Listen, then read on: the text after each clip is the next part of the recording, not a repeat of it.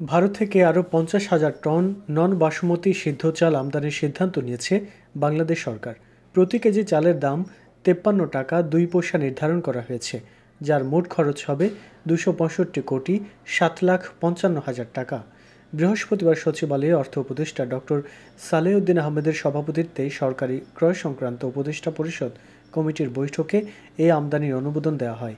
আগে থেকে ভারত, পাকিস্তান, ভিয়েতনাম এবং সিঙ্গাপুর থেকে চাল আমদানির অনুমোদন দেওয়া হয়েছিল।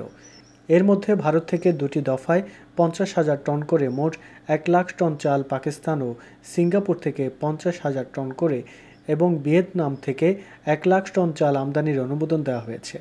এবার খাদ্য মন্ত্রণালয়ের প্রস্তাবে ভারত থেকে 50,000 মেট্রিক টন নন বাসমতি সিদ্ধ চাল আমদানির অনুমোদন দেওয়া হয়।